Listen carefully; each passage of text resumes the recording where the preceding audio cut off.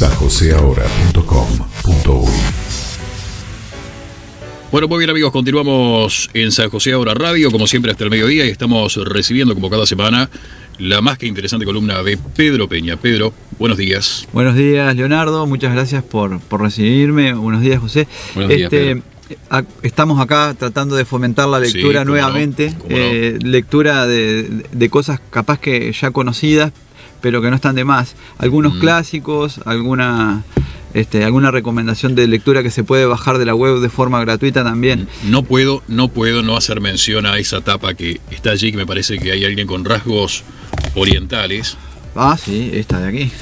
Sí. Yo soy como gustoso de esa cultura. De la cultura oriental. Bueno, sí, empecemos hablando de esto entonces, bueno, ¿no? Y para empezar hablando de esto tengo que hablar del año 1917. Ajá. El año 1917 es el año en el que Ryunosuke Akutagawa publica su primer libro de cuentos. Es un autor japonés que vivió 30 y pocos años. Nació por allá por el 1892, murió en 1927, así que 30 y poco. Se suicidó Akutagawa. Hay que decir que tuvo una vida muy atormentada desde el punto de vista psíquico. Luego fue un gran escritor, ¿no? Un gran escritor que además se dedicó a estudiar la literatura inglesa, todo desde Japón y desde principios del siglo XX, así que no vayamos a pensar en facilidades de estudio de ningún tipo. Claramente. Fue universitario en letras. Estamos hablando de uno de los grandes escritores de la tradición literaria japonesa. Y este libro que traigo para mostrarles es un libro que está disponible en la web, que lo pueden ustedes encargarlo en formato papel también. Rashomon y otros relatos. Hay la virtud de este libro y de estos cuentos es que son muy universales, ¿no? Entonces, por más que reflejan determinados aspectos de la cultura japonesa, tales como por ejemplo cómo se enfrenta en Japón la idea de la muerte, o mismo la idea del suicidio, o cómo los japoneses tienen ese tan alto sentido del honor, por ejemplo, ¿no? Y cómo por ejemplo el sentimiento amoroso cómo es en Japón, y nos sorprendemos al ver que no es tan distinto. Es como un universal, ¿no? El sentimiento amoroso. Bueno, pero en Japón tiene, además de esa universalidad, tiene sus propios matices. Todo eso está en este libro. Rashomon es el primer cuento. Es un cuento bien cortito, un cuento muy extraño, en el que suceden cosas extrañas en la puerta de una pequeña ciudad japonesa, que es justamente el pórtico de la ciudad, se llama Rashomon. Hay en este libro un cuento que se llama En el bosque, que es el del que siempre me gusta hablar, que es un cuento como que plantea un asesinato en el bosque con 3 resoluciones posibles. Y las 3 están en el relato, y las 3 están contadas por los personajes principales, ¿no? Hay un tema allí de saber quién es el que mató al muerto, digamos, ¿no? Y hay 2 que se autoinculpan, y luego el mismo muerto dice yo me maté. Y uno al final del relato es el lector el que tiene que en todo caso ver cómo articula los distintos testimonios para ver si logra llegar a una verdad última. Y eso es justamente el tema del relato, la imposibilidad de llegar a una verdad última, ¿sí? Que queda como tema literario instalado en toda la obra de Akutagawa, ¿no? También hay que decir que este libro nos sirve de excusa para recomendar la película que se llama Rashomon, de Akira Kurosawa, una película que fue la primera película así de alcance universal de este director japonés, que después tuvo una serie larguísima de éxitos y una relación también entre muy fluida y complicada con Hollywood. Pero en el caso de la película Rashomon hay 2 cuentos que intervienen en la película, Rashomon y En el bosque. Es decir, que la película, que también es gratis, la pueden visualizar gratis porque está en YouTube, está doblada al castellano, está con subtítulos también. Yo recomiendo la versión con los subtítulos, por supuesto. La buscan en YouTube y la encuentran enseguida. Y actúa en ella aquel legendario actor japonés Toshiro Mifune. Sí, claro. Que nosotros generacionalmente creo que conocimos en aquella serie Shogun. Exacto. ¿sí? Bueno, ahí está. Permítanme quedar por fuera. Sí, no es para millennials esta referencia. No sé si vos llegás a millennials, José, pero andás ahí. Yo soy el 90. No, ya estás pasado. Pero igual, decíamos que Toshiro Mifune hace aquí el primer gran papel y la película logra el Oscar a Mejor Película Extranjera de ese año, que creo que fue en 1949. Japón recién salía de la Segunda Guerra Mundial, en la que había quedado devastado. Sí, sí. Y luego Kurosawa sale con esta película que gana el Oscar a la Mejor Película Extranjera y que se basa en los cuentos en Rashomon y en El Bosque de Ryonosuke Akutagawa. ¿Por qué hablarles de 1917? Porque ese año, ¿sí?, también en el otro extremo del mundo. Hablando de otros orientales. De otros orientales, justamente. Y no de nosotros, que también somos orientales. Exacto. ¿No? Exactamente, pero qué finos que están hoy. Quiroga publica cuentos de amor, de locura y de muerte, ¿sí? Es muy llamativo que dos autores, suicidas los dos, ¿sí?, publicaran sus mejores obras o sus obras de mayor alcance, digamos, ¿sí?, en el mismo año y con muchas veces las mismas temáticas, ¿sí? La temática de la muerte, la temática del amor, la temática de la locura, que Quiroga lo hace explícito desde el título. Akutagawa se dedica a lo mismo, digamos, ¿no? Es como, yo siempre lo planteo cuando estamos a veces viendo esto en los talleres de lectura o con los estudiantes, le digo, bueno, ¿qué pasó en 1917 que dos autores que nunca se conocieron, que nunca se leyeron, que no hay manera de atar uno con el otro, desarrollan los mismos temas? Hay allí, o podría haber una explicación, porque Quiroga está desde su más tierna infancia relacionado con la muerte, ¿sí? Todo el drama familiar de Quiroga empieza cuando es niño, después cuando es joven y mata a su amigo, luego cuando uno a uno van suicidándose sus familiares y él mismo termina su vida ya acuciado por una enfermedad, ¿no? La muerte es como una presencia ineludible, tanto en Quiroga como en Akutagawa, y se transforma en una presencia ominosa, pero a su vez tratada desde la literatura. También es algo que al lector le hace bien, ¿sí? Le hace bien para procesar determinados aspectos de la vida que obviamente concluiremos todos en el mismo fin.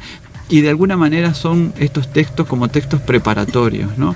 Hay en los cuentos de Quiroga un desgarramiento de los personajes que se transmite al lector, y bueno, es también el desgarramiento que el escritor siente ante su vida, ¿no? Podríamos explicar tanto la obra de Quiroga como la de Akutagawa acudiendo a la psicocrítica, digamos, ¿no? A buscar ese mito sucinto, ese mito recurrente que hay en los escritores, que los lleva a muchos de ellos a hablar una y otra vez del mismo tema, a reversionar el mismo tema, ¿sí? Y eso lo podemos ver en escritores esta enjundia como Quiroga y Akutagawa, que son de los mejores cuentistas. Para mí Quiroga es el mejor cuentista en castellano, ¿sí? Más allá de que está Borges, Cortázar, digo, una lista interminable, Rulfo, no me quiero olvidar de ninguno, pero si yo pongo a todos ellos y los quiero medir, mi preferencia es Quiroga.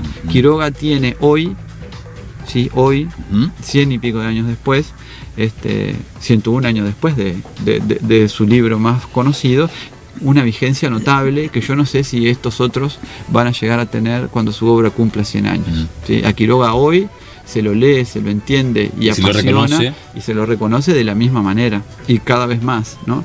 Y bueno, lo mismo ocurre con Akutagawa. Debe ser probablemente el mejor cuentista del Japón, ¿no? De pique en el siglo XX, que es lo que yo más conozco de la cultura japonesa en la literatura, es de los mejores escritores, ¿no? Después cualquier cosa podríamos hablar de algún otro que tuvo alguna historia similar, como Yukio Mishima, ¿sí?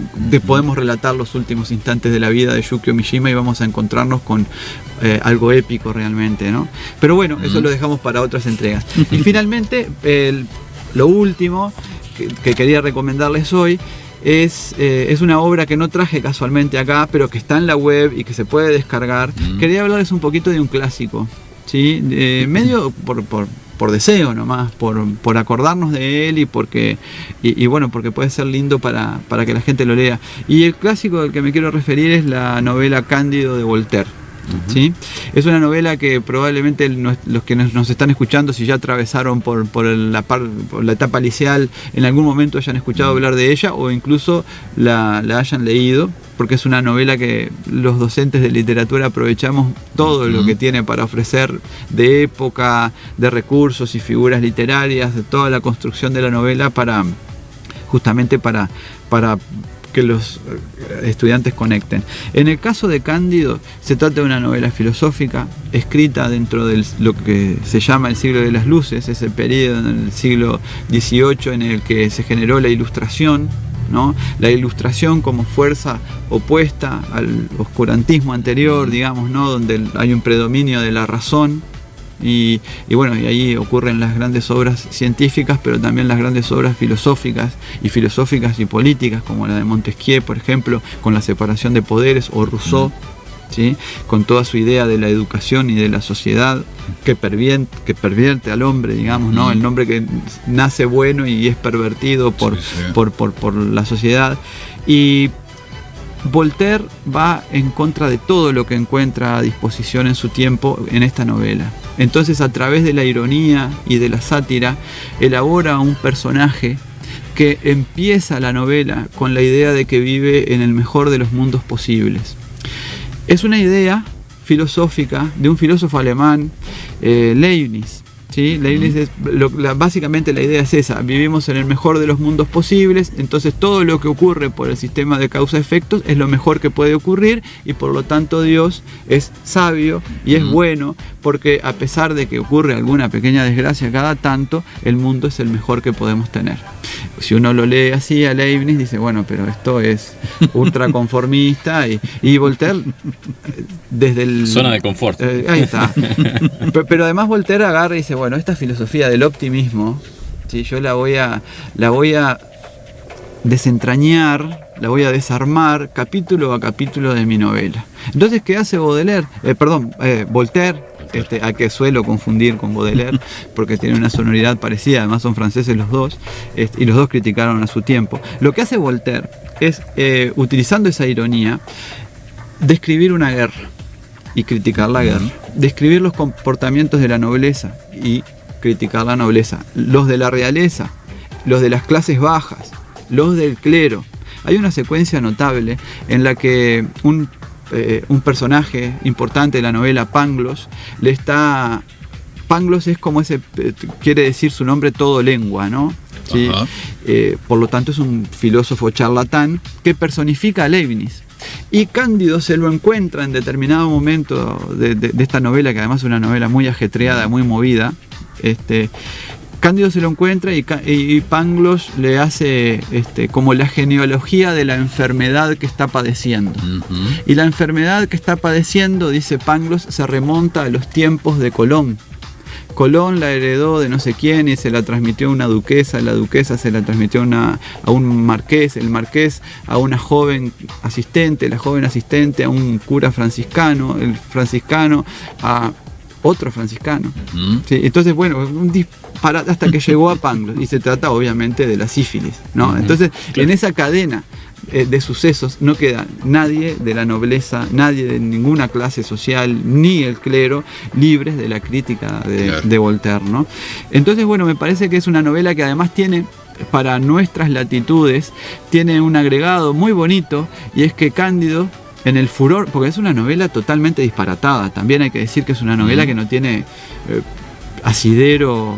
O sea, uno está en un capítulo en un lugar y al siguiente capítulo pasan 3 cosas y terminó en el terremoto de Lisboa, y después del terremoto de Lisboa Cándido mata a 1 o 2 sin querer y termina en el Río de la Plata en Buenos Aires, después cruza el Paraguay y del Paraguay se interna en la selva y descubre el Dorado, termina en Europa en Constantinopla. ¿Sí? O sea que es totalmente alocada en apenas 180 páginas. ¿Sí? Es una novela que se lee con una facilidad tremenda si uno logra conectar de primera con el espíritu irónico de Voltaire. Recomiendo yo para este tipo de novelas, si pueden buscar ediciones anotadas, digamos, ¿no? Donde el texto se acompañe con notas al pie, que son las que pueden guiar, claro, porque también hay muchas referencias del contexto de Voltaire. Sí, sí. Entonces la nota al pie ayuda a entender mejor la obra, ¿no? Pero muy bien. Fantástico, Pedro. La verdad que nos vamos con estas buenas dos propuestas. recomendaciones. Sí. Ojalá, y ya les digo, gratuitas la mayoría de ellas, porque acá estamos en contra de la cultura cara, que nos gusta la cultura barata. Y Leo quedó muy contento y conforme con... No, sin duda. Yo para este fin de semana, para el próximo fin de semana, seguramente le agrego esto, lo que usted me recomiende, José. Bien, cómo no. Bueno, ir a YouTube y buscar. ¿Qué hago primero, digamos? ¿Con el libro, la película, alguna recomendación en ese sentido? Se pueden hacer las dos. Los cuentos, estaría bueno leer los cuentos. Leer primero. Porque después uno ve la película y los cuentos, sobre todo Rashomon puede tener alguna pequeña exigencia con el lector. El otro es como muy clarito. Pero yo recomiendo antes el libro y luego la película. Está muy bien. Y en el caso de La noche que no se repite, ¿qué recomendás primero? No sé. Yo tengo muchas esperanzas en la película, pero obviamente es distinta al libro.